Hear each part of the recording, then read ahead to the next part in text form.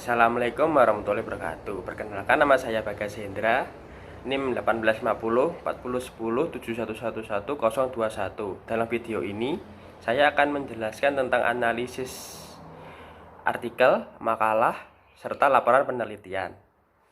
Akan kita analisis pertama adalah analisis artikel. Artikel dibagi menjadi dua, yaitu artikel penelitian serta yang kedua artikel non penelitian.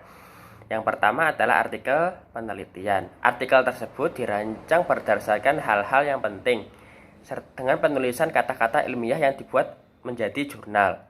Dan di dalam isi artikel ada judul, nama penulis, sponsor, abstrak, kata kunci, pendahuluan, metode, hasil, pembahasan, kesimpulan, saran, dan daftar pustaka.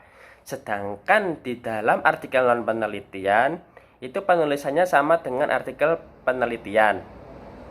Namun ada perbedaannya, yaitu tidak adanya sponsor serta adanya pengorganisasian di dalam penelitian.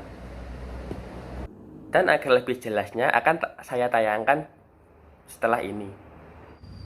Seperti ini adalah contoh bentuk dari artikel. Yang kedua, kita akan menganalisis tentang makalah. Makalah tersebut dibagi menjadi dua, yaitu makalah panjang serta makalah pendek. Dan yang pertama yang kita bahas adalah makalah panjang. Makalah panjang tersebut bersifat ilmiah, yaitu permasalahan tertentu yang ada di kajian lapang. Makalah panjang isinya terdapat halaman sampul, daftar isi, daftar tabel atau daftar gambar, pendahuluan, teks utama, penutup, daftar pustaka, serta rujukan. Dan di dalam makalah pendek berisi kurang dari 20 halaman, penulisannya hampir sama dengan artikel non penelitian, namun tidak adanya kata kunci serta abstrak. Berikut ini adalah isi dari makalah pendek, dan untuk makalah panjang isinya seperti berikut ini. Selanjutnya yang ketiga, kita akan menganalisis tentang laporan penelitian. Laporan penelitian terbagi menjadi dua bagian, yaitu laporan kuantitatif serta kualitatif.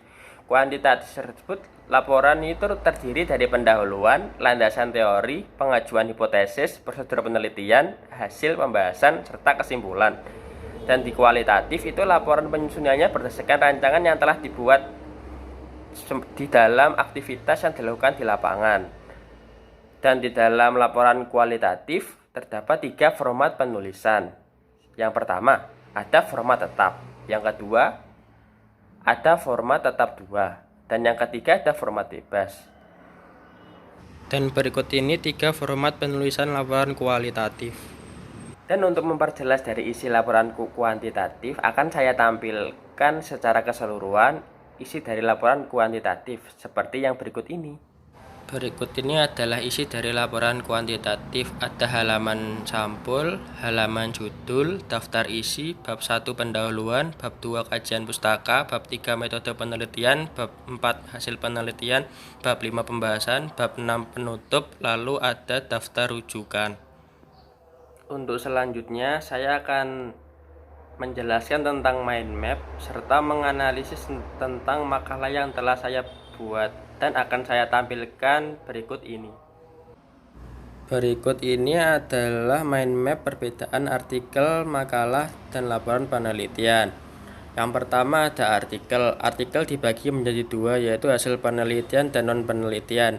Hasil penelitian adalah karya tulis yang dirancang untuk dibuat jurnal yang berisi hal-hal yang penting dengan penulisan tata cara ilmiah. Sedangkan non penelitian adalah karya tulis yang mengacu pada semua jenis artikel ilmiah yang bukan merupakan laporan hasil penelitian. Isi dari artikel ada judul, nama penulis, sponsor, abstrak, kata kunci, pendahuluan, metode, hasil pembahasan, kesimpulan, saran, daftar pustaka. Sedangkan isi artikel penelitian mirip dengan hasil penelitian namun tidak adanya sponsor. Lalu ada makalah, karya tulis yang bersifat ilmiah dengan membahas permasalahan tertentu berdasarkan kajian lapang. Makalah dibagi menjadi dua, yaitu ada panjang, ada pendek. Lalu selanjutnya ada laporan penelitian, yaitu pengajian data penelitian dalam dokumen yang diformat dengan struktur konvensional, Yang pertama ada kuantitatif, yaitu laporan ini terdiri dari pendahuluan, landasan teori, pengajuan, hipotesis, prosedur penelitian, hasil pembahasan, dan kesimpulan. Sedangkan pada kualitatif, isi laporan tersebut terdiri dari 3 format laporan kuantitatif, yaitu format tetap 1, format tetap 2, dan format tetap 3. Dan isi dari laporan kuantitatif ada halaman sampul, halaman judul, abstrak, daftar isi, bab 1 pendahuluan, bab 2 kajian pustaka, bab 3 metode penelitian, bab 4 hasil penelitian, bab 5 pembahasan, bab 6 penutup, serta adanya daftar rujukan. Selanjutnya saya akan menjelaskan analisis ejaan makalah. Yang pertama ada bentuk kesalahannya itu resultan atau sinergi. Alasan kesalahannya penulisan tanda baca garis miring yang kurang tepat dan seharusnya ditulis rapat.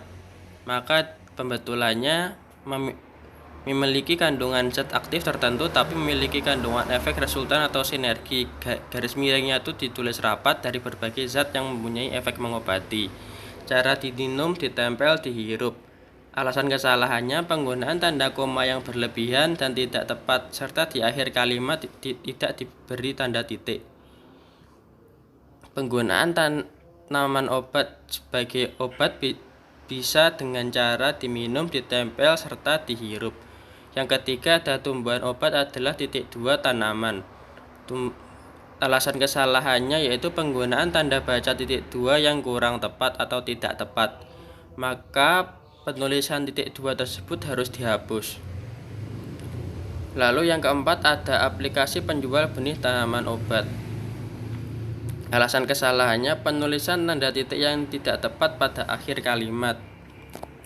Yang seharusnya penulisan tanda titik tersebut harus digabung dengan kalimat terakhir. Selanjutnya saya akan menjelaskan hasil analisis makalah tentang diksi. Yang pertama, bentuk kesalahan, sering mengkonsumsi obat kimia. Alasan kesalahan, penulisan kata mengkonsumsi yang kurang tepat, seharusnya mengonsumsi. Bentuk kesalahan yang kedua yaitu kita tahu obatan kimia, seharusnya penggunaan kata tahu yang kurang tepat, seharusnya tahu. Yang ketiga, bentuk kesalahan, menjangka penyebab yang sebenarnya. Alasan kesalahan, penggunaan kata menjangka yang kurang tepat, seharusnya ditulis menjangkau. Sekian yang dapat saya sampaikan di dalam video ini. Atas kurang lebihnya saya mohon maaf. Terima kasih.